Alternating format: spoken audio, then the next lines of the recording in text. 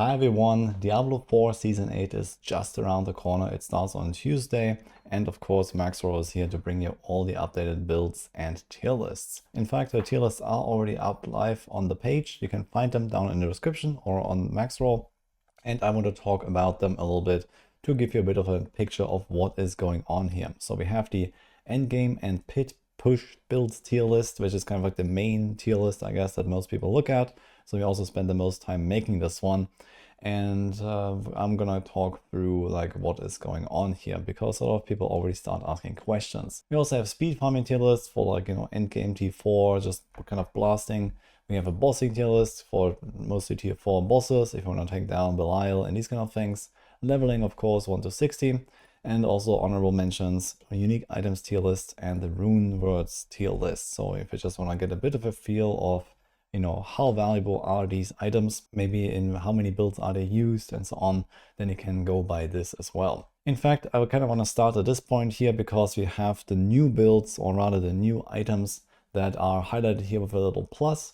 And I want to mention those briefly before we jump into the actual tier list. So there's a few new things coming. Every class gets one new unique item, and it turns out they're all actually kind of bad. So this time around, most of the new stuff is just not really good. The highest we have ranked it up here. There are like these ice shards builds now with the Hail of Verglas. Ice shards is an like okay Sorg build, for example, but not like top tier or something like that.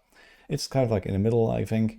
And then we have this Mighty Throw glove here, which is like a big bonk every 12 seconds.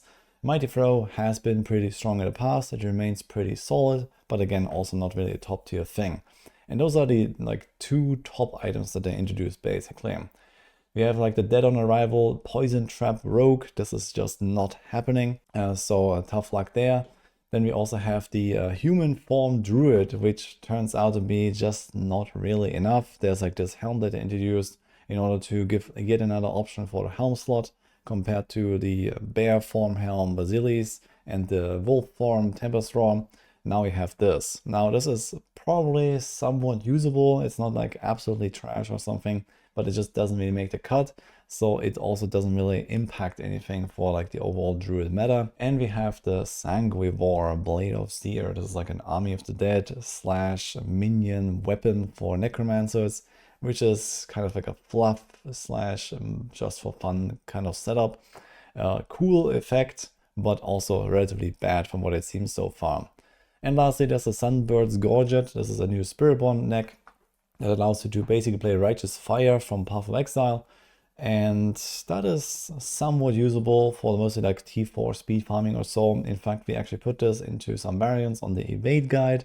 We were thinking about making it a standalone guide, but that is probably just not really enough. There's a lot of overlap.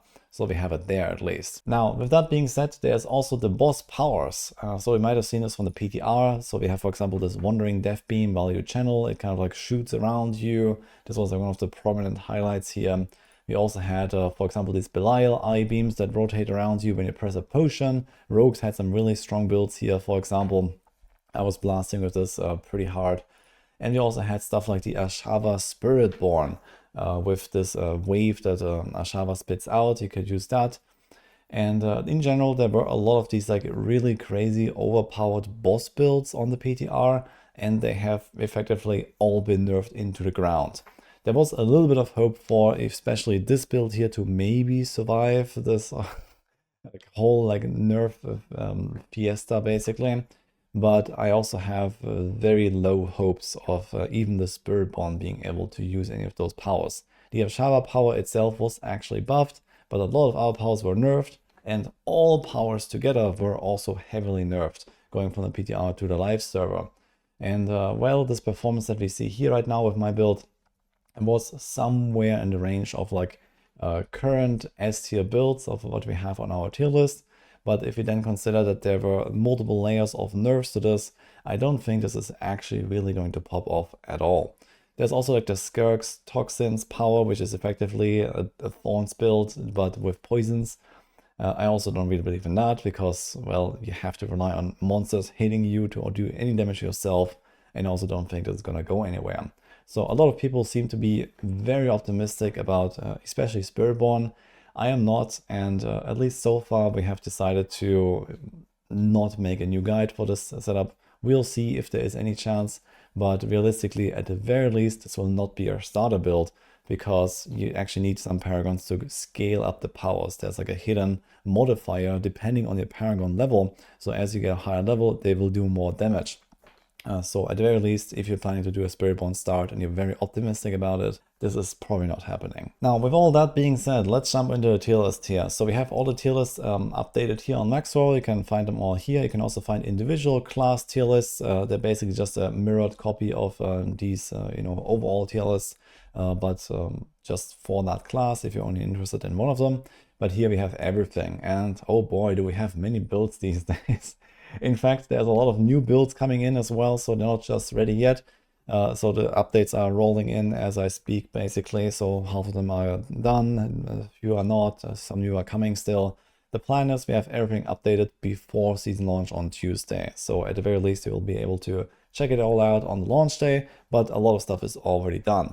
But some newcomers here. Invigorating Strike Rogue. It's basically like a melee version of Heartseeker. Seems pretty solid. Then we have the Rushing Claw Spiritborn. This is like an evolution of the Toxic Skin Spiritborn. So that combines some of the new Rushing Claw stuff with that. Minion Barb is going to be a thing. In fact, better than Minion Necro. So that's kind of cool. We're going to see that soon, which is based on the Ancients, and it looks very funny. That's going to be cool. Kick Barb is going to become a thing. And yeah, we'll see if like maybe some other like necro builds or something else might be coming in here later on, but this is kind of a question mark. But other than that, we do have all these builds here, and it turns out it's actually most likely going to be the most balanced season we have seen in Diablo 4 so far, from my opinion. So it turns out that most of the S tier builds that we see here, you see there's actually not really any arrows up or down. They haven't really moved from the tiers. And so have a lot of other builds just kind of like stayed in the same place. Sorg has overall been lifted up quite a bit. This is quite a good Sorg patch, I would say, even though they don't really have like these S tier crazy builds. They have a lot of stuff in the A and the B range. And they are also extremely good in speed farming because of teleport and all that kind of stuff. So I think for Sorgs it's looking pretty nice. All the other classes had like some builds move up and down a little bit. But most importantly, the S tier has become a lot closer to the rest of the builds. So if you look at the old season 7 tier list, most of these S tier builds landed somewhere in like tier 140 to 150. Some of them even speedrunning 150s at the very high end. And then A tier was maybe somewhere like 110 or 120 or something like that. And then we kind of like went down from there with like relatively small gaps. But S tier was just so far ahead of everything else. And this has actually been brought down to a much more reasonable level now.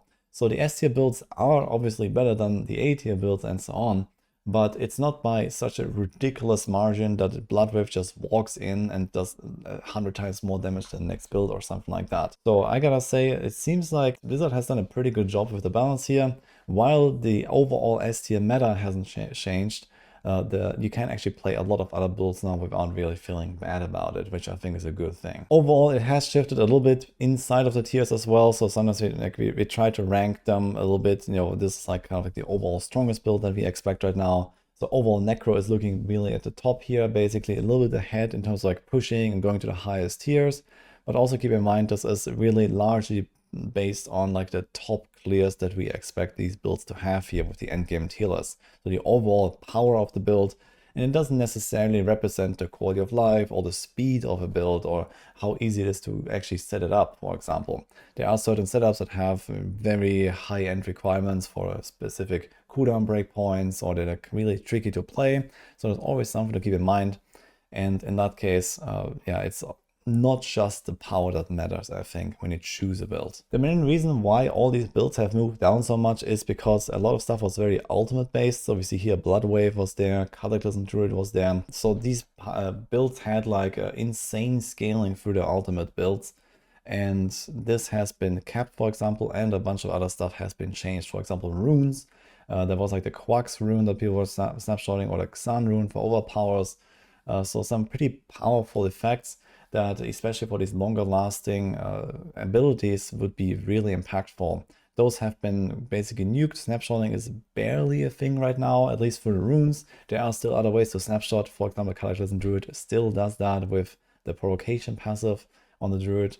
But overall, all the snapshotting has kind of disappeared, at least for the most part. So that's kind of a good thing here. The same applies to, for example, the Dance of Knives Rogue and maybe some other builds down there. The thing is also, as kind of like a side effect of this, that a bunch of other builds also went down. So stuff that was pretty solid, but not really like crazy good, like Rain of Arrows, we had it like kind of barely in S tier last time around. That has moved down because of this cap to ultimate abilities. And there's a bunch of other things that were kind of like hit in a crossfire here, and maybe you're gonna see them lifted up again in the future or so.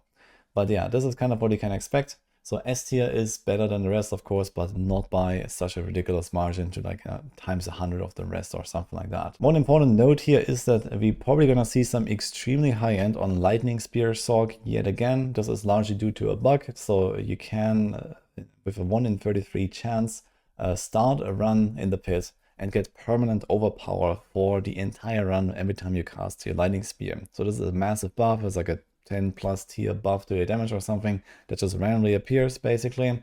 There's nothing you can really do about it. And this will mean that the average performance is way further down compared to the top performance. So it's something to keep in mind here. We might see the highest clears on the Sorg, but largely thanks to this. And this is not really something that I expect many people to want to do. And this means that we ranked it lower than what we might see later on, for example, on the pit ladders. But to talk through class by class a little bit real quick, so we stuck our heads together and made this tier list, so I know a bunch of the details of what is going on here. For Barbs, despite all the nerfs, Earthquake remains the top dog, it seems like, and there's also Whirlwind Barb now that kind of scratched S tier. And this is also an Earthquake-based build, so this is not like a pure Gross Devastating Grasp Whirlwind build or something like that. This is also Earthquake-based.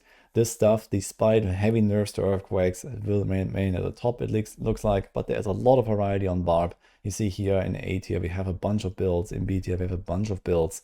So Barbs are looking really solid, and also we should keep in mind that Barbs are generally pretty tanky, which is good for the newly upgraded bosses, for example. So bosses have gotten pretty juiced up in Season 8, including in Torment 4 they get like some extra buffs and they're like doing way more damage and all that kind of stuff. And Barbs usually is kind of like shrug that off, especially with Challenging Shout and these kind of things. So I think Barb is overall going to be a really good class to play, really fun, variety, really fast, really tanky. You can't go wrong with Barb. Then we have a Druid. Druid is also like an overall pretty solid class. It is actually fairly up here with S and A tier builds and a bunch of B, with the weakest build being down here, Polarize. So overall, Druid has just gotten so many buffs in the last patches that they're kind of just chilling up there. One kind of like newly reworked build that has been lifted up is the Stone Burst as well. Not really top tier, but it has been changed a little bit. And we're also gonna have a support Druid actually. So support meta is happening, and it will be interesting to see how this will play out. Border is working on this as I speak, basically. We used to have a support Druid guide in the past already, but then it archived it, but now it's coming back, and this is actually a season where it's very likely we're gonna see the highest pit clears in groups with a support Druid included. Because there's a lot of buffs you can get now, a lot of stuff you can do with the boss powers, for example. So that'll be interesting to see, which is like not represented on this tier list right now because it's like a group only push build kind of thing. But that is happening as a build guide, and I'm quite excited to see how this will play out. But yeah, overall, Druid has a lot of variety here. As far as I know, Grizzly Rage is back, so that might be included in some of those builds. The human form stuff, as I mentioned earlier, with the new unique helm, didn't really pop off so much, but it might be an alternative if you're willing to take a bit of a hit to your performance. And other than that, kind of largely unchanged. Then you have the Necromancers. Necromancers are probably the overall strongest class here. We see 3 S tier builds, 4 A tier builds, and then we have like B and C, 1 each or so. So Necros, just like lots of raw power, similar to how it used to be in the previous season as well. But Bloodwave is not like the undisputed, ridiculous king of damage anymore. In fact, it might be Bone Spear now pushing the highest. I'm actually thinking about something like a Bone Spear start. I really like Bone Spear, and maybe I'm gonna do that as like a build that got a bunch of bug fixes. It was already pretty good, and it turns out to be just like really strong now. But yeah, overall, there's also a lot of variety here on the Necro. They don't go as fast as some of the other classes, of course, but these days we have the Jar rune that can be fit into any build very easily. So everyone has teleport, and you can fly through T4 with something like Necro really easily. Then we have the rogues. So initially we thought that there would be a lot of repercussions for the rogues when it comes to the stagger and the crowd control nerfs. So for example, Fist of Fate was nerfed to not have a crowd control proc anymore, and a bunch of other stuff. But it turns out it's probably not that bad after all. So fighting some really high tier pit bosses will be a kind of a struggle, but this has always been the case for the rogues. But there are other ways to get stagger and crowd control, and also Blizzard has changed some of the existing crowd control damage effects to be a bit more consistent. For example, trick attacks now always works on the boss, and you don't have to like stun enemies or daze enemies for that in order to proc it. So this just makes it more consistent, although it does lower the farming performance a little bit of the rogue. But overall, it turns out that there are other things that we can include on the rogue that actually make the class not terrible, even for high-end bossing. So that's actually good news, and Death Trap remains as powerful as ever. In fact, it probably got even better. Death Trap is looking like a really good build. I've played it a lot in Season 7. That was super fun, super fast. I'm definitely going to do that again, and I can only recommend that. But overall, Rogue has a decent variety here. Also a lot of A and B tier builds. You see, in general, our B tier is extremely high these days. Kind of like how it should be, I guess, with like, you know, this kind of like the bulk of like the mid-range builds. And we actually landed here with like a, you know, a lot in the middle, and then a little bit on top, a little bit on the bottom. And this is also like a good representation here, for example, with the rogues. There's a lot of stuff you can play. It hasn't really shifted all that much, besides the fact that you have to get a bit more creative with your crowd control effect. Otherwise, rogues are looking just fine. Then we have the Sorks. As I mentioned earlier already, Sorks have been lifted up in general. For example, all of the cold builds got some pretty big buffs, especially Blizzard. There's also like a Frozen Orb that we moved up here, and yeah, some other stuff happened with the Sorks. So they're looking pretty solid as well, with a lot of builds. Sorks were definitely far behind in the past, and they have at least been elevated to kind of like this, you know, middle of the pack or so. And well, we do have Lightning Spear that is kind of the undisputed king here in terms of speed, screen clearing, everything. Once you get that set up online, it's like the fastest build in the game pretty much.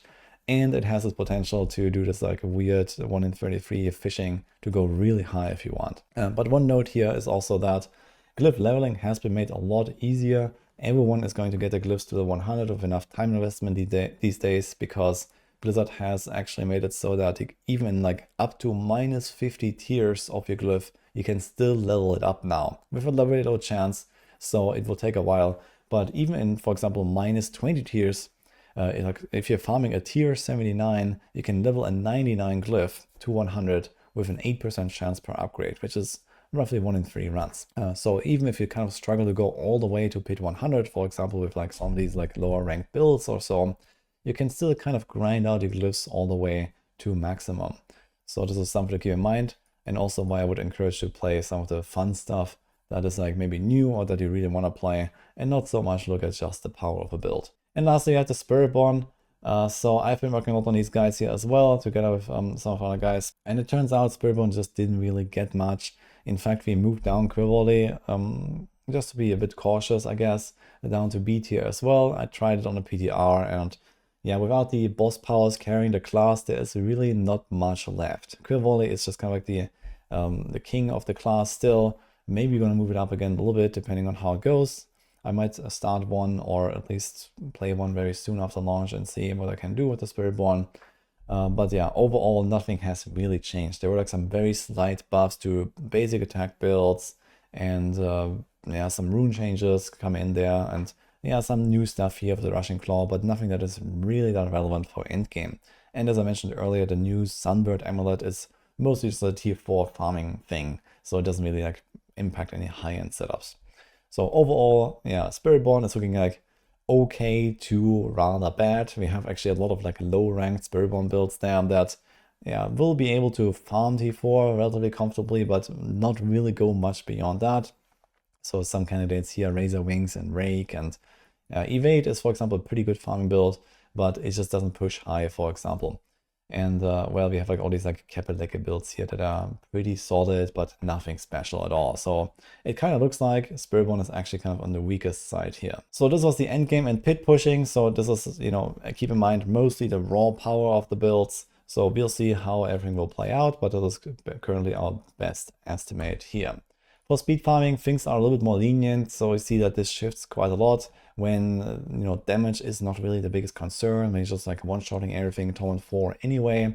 Then of course the Sorks start popping off and all of the very highly mobile classes and builds with good screen clear really pop off. So here again we have a bunch of rogue stuff as well. We have a bunch of Spiritborn stuff, even like for example Evade Spiritborn. If you can one-shot everything in D4, it is extremely fast. It's like, you know, those 1 minute pit runs if you want to farm XP or something like that. Like this is really good stuff here.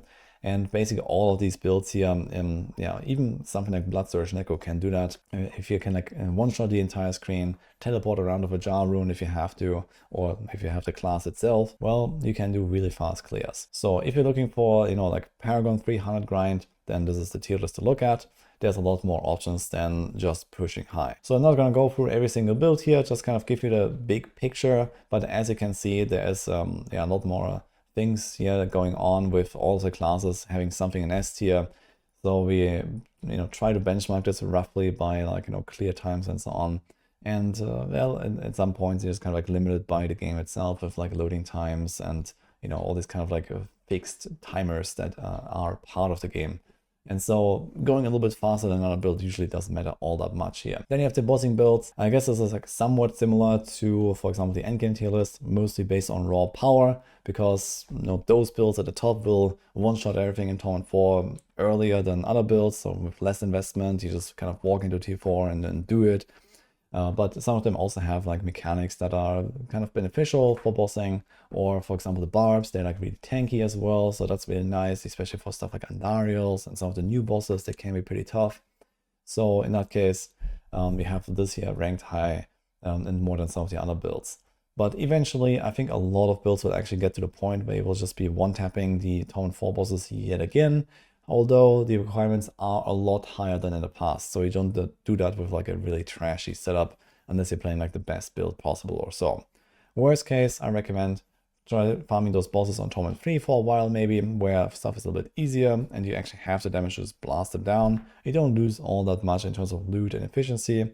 I wouldn't really like super struggle my way through Torment 4 bosses. Even if you can farm Torment 4 reliably, like, you know, around pit 65 or something like that. If you then want to do some of the Tormented bosses or Lilith or so, it's going to be a lot harder. So you definitely need to like kind of overkill Torment 4 content a lot in order to make this comfortable. So just want to get that note out here. And just a short note here, this is a leveling build tier list. So for like season start, level 1 to 60, we have a bunch of builds here as well that you can follow along. They are usually much more detailed with like when to choose which skill and what to go for and how everything works together than most of our endgame guides. So especially for newcomers or returning players, you might want to check this out here just to kind of get started. And all of these builds usually also lead to an endgame build afterwards. So either you respec to something else, or you just kind of keep going. We have the endgame guides also linked in each of those leveling setups here that you can go and follow along as well. Just a short note on leveling itself. There is these new season powers, the boss powers you can get in the incursions that they're called. So there's like these Belial like boss spawns basically, and you can just go there even at level 1 when you see them on the world map. Go there, grab a power or 2 or 3, and you're gonna be a lot more powerful, and then you can do kind of whatever you want. The best fastest leveling is actually campaign, the Vessel of Hate campaign, but I wouldn't really recommend that. It's really boring and it's not actually really much of an improvement in terms of speed. And you can probably just kind of like blast through like, you know, expert or penitent difficulty pretty easily on any of those setups here, especially if you have a bunch of those boss powers. And like this, you get to level 60 in just a few hours. And that also concludes this tier list video here. So this is what we got here for now. We'll see how it evolves. Of course, we're hard at work updating those guides. As I said, you'll be able to click through here and open any of those build guides. They will be updated for season 8 by the latest on Tuesday, and then we'll see how we have to maybe update some of those builds. But overall, a lot of the metas have not actually really changed. It is just that the balance is much better than before. Some new stuff is coming in, some new tech with some of the runes and some of the boss powers, of course. but it looks like we have a continuation of season 7 basically, but with like a kind of like new like difficulty setting. Torment 4 is a lot harder than before. The bosses are a lot harder than that as well. And I'm quite excited to see how this will actually play out. Of course, we're going to be here to update the tier lists as soon as we have to. So we're going to keep a close eye on the performance on a lot of builds when the season goes live. A lot of stuff is not 100% tested because Blizzard has been shifting around a lot of things in the final patch notes. So keep an eye on this and maybe come back in like a week after season start, for example, if you want to see the updated tier list. So that's what I got here for now. Let me know what you think. Let me know if you have done any kind of like testing on a PDR that we didn't consider here, or if you have seen anything else in the build that we didn't have on the tier list. I would be curious about this. Or just let me know about your plans, what you're going to do in Season 8. So for now, hope you enjoyed this video, and I'll see you guys next time.